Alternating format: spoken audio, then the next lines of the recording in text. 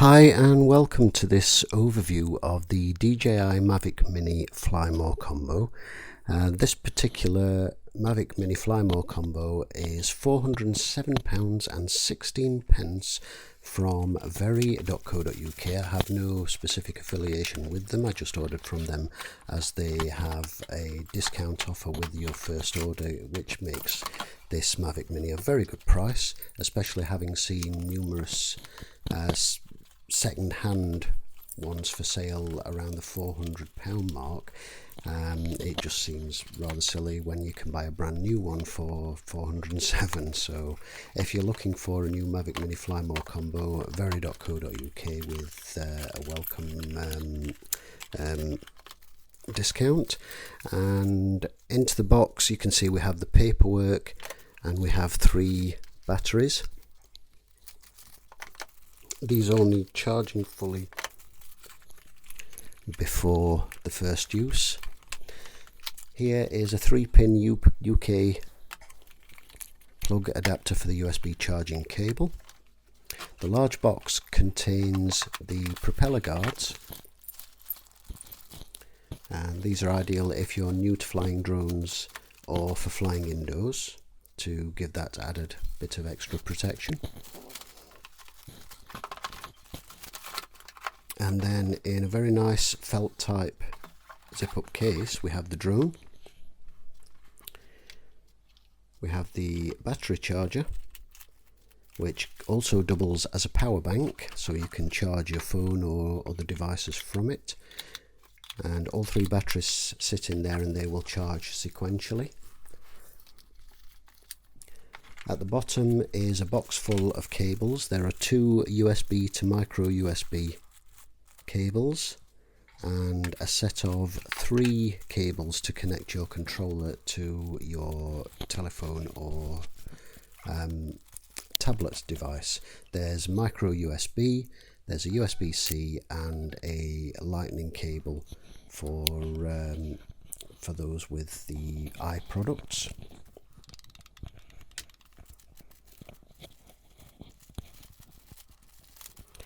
That bag contains a screwdriver, which I didn't open because it's a crosshead screwdriver. It's really not very interesting. And that's the second cable, which is the same as the previous one. It's a standard USB to USB, micro USB. A spare set of control sticks. The controller itself with the control sticks that clip underneath. So there are 2 sets of those. And then the antenna pull out and rotate, but they will actually clip together and lock in place when not in use, and the phone holder likewise folds up, so the whole unit makes a nice compact rounded pocketable size. And then finally there's a box with 3 pairs of propellers, spare propeller blades. Everything fits very neatly into the case, as you can see, including the 3-pin plug adapter and the USB charging cable.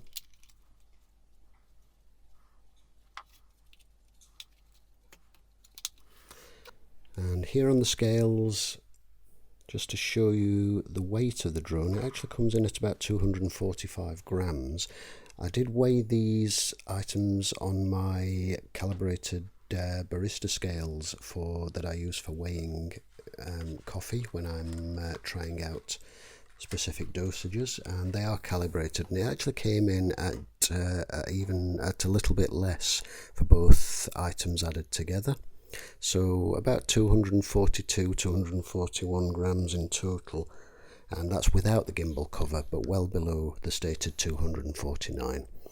Here I'm trying out the quick shots with the help of my son at the local very empty playing field, and that particular one was the Droney. This one is the Rocket. All of these, it's simple to select. You select them, you select the height or distance you want them to travel, you highlight the subject and you press go.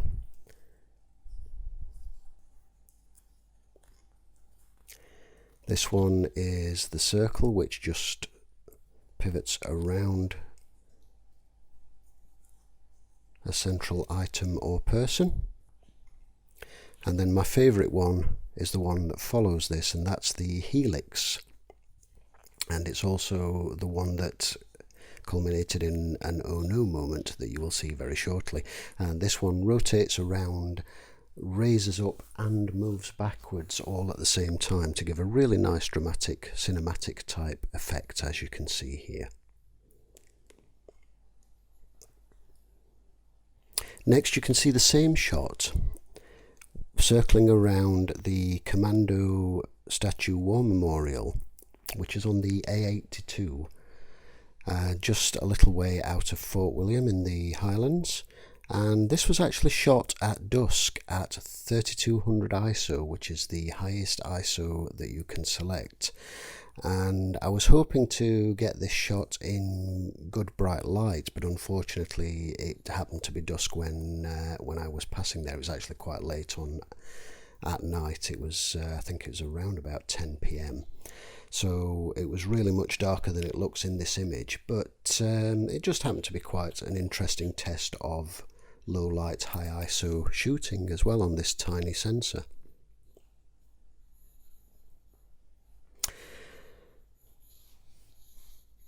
And if you wonder what a oh no moment looks like, it looks a little bit like this.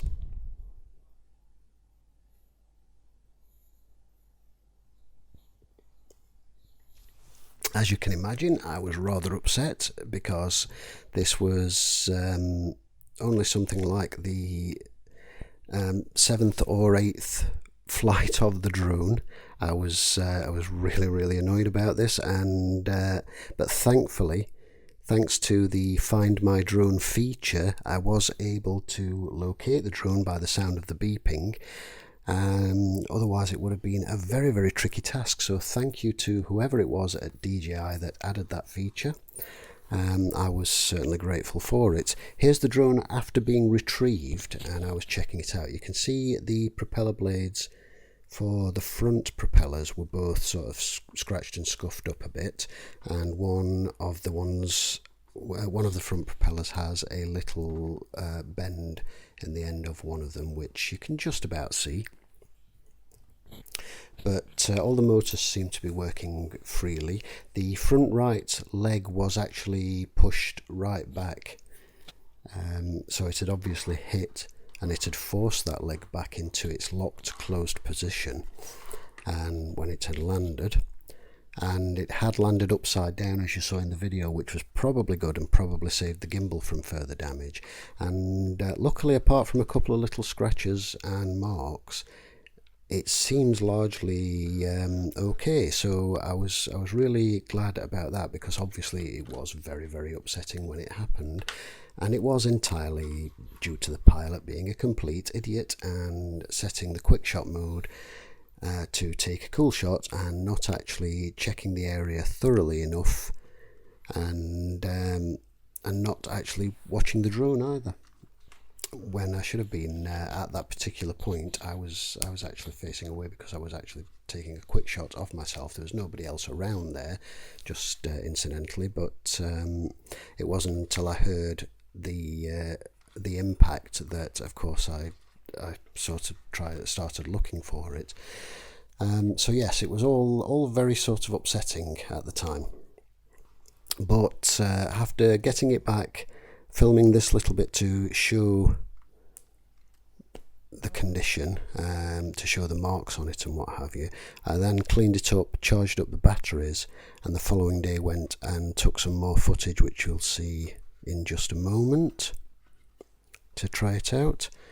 And here at the back where the LED light is, you'll see in just a second, you'll see a little bit of blood, and that is from where the gorse bushes attacked me that I had to wade through to actually get to the drone as I was following the beeping.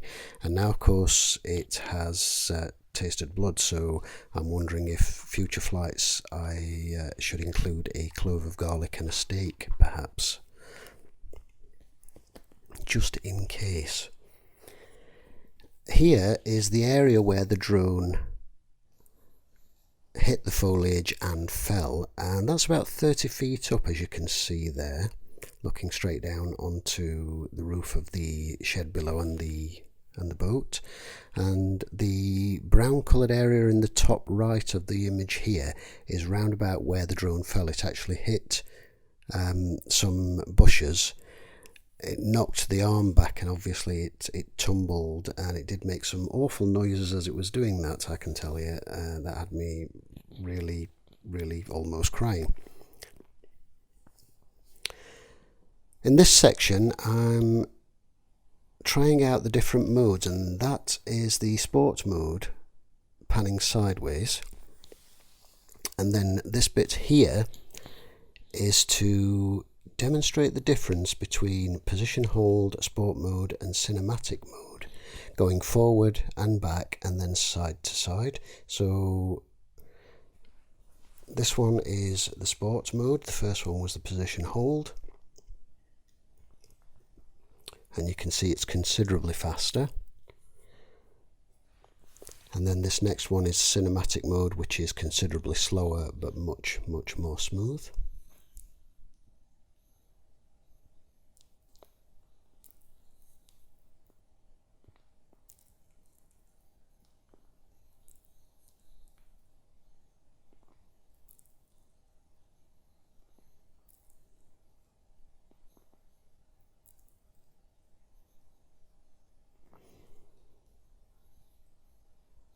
And then I do the same thing but with left to right movements. All of these movements were with full stick deflection, forward, back, left and right, to demonstrate the differences between them. So that's the P mode followed by the S mode, and again you can see the difference in speed, a little bit less evident in the side to side motion than it is in the forward back.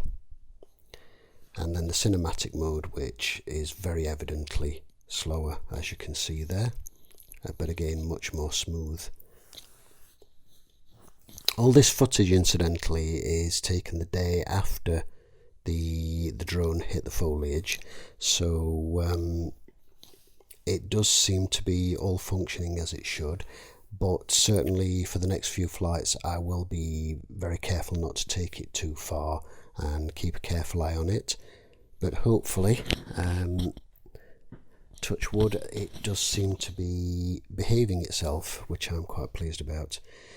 This next section here is the same test but with the gimbal locked in FPV mode, and you'll note in the forward back motions the gimbal does still move to maintain that level, but in the side to side it's actually locked, and you then see the tilt. This one is the sport mode, much steeper tilt as you can see, and then the following one is cinematic mode, and you can see once again it's a much gentler tilt and a much smoother motion.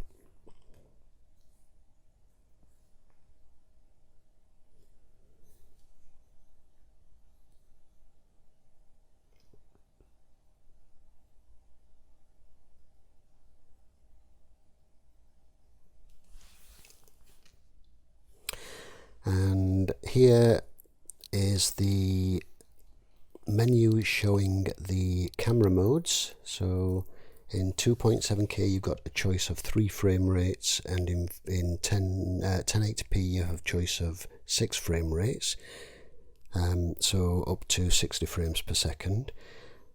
And there, when you click on the camera from automatic, you can now change it to manual. Select the ISO with a range from 100 to 3200 and the shutter speed, which is great for videographers because, as you know, setting the ISO and shutter speed, setting the frame rate and shutter speed gets you the best cinematic effect for that type of filming. So essentially you've got the same manner of controls now for video as you do for the photo mode. You can alter the ISO, you can alter the shutter speed, and you can select the frame rate. And you can pop it into auto mode, full auto mode of course, and you can still adjust the exposure value up or down 3 stops, or 1 full stop in 1/3 increments to be precise.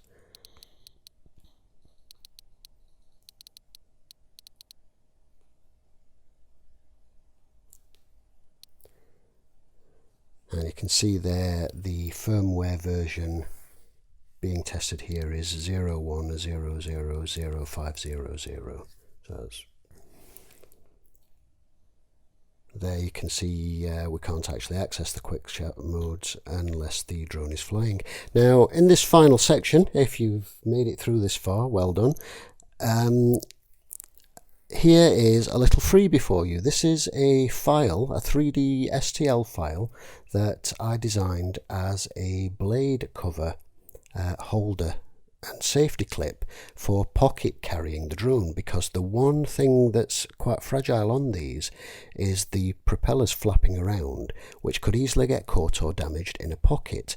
These files are very easy and quick to print, and the link is in the description below. So if you've enjoyed this, thank you for watching, and if you do go ahead and print the safety holders, let me know how you go on with that. So thanks for watching, we'll see you in the next video.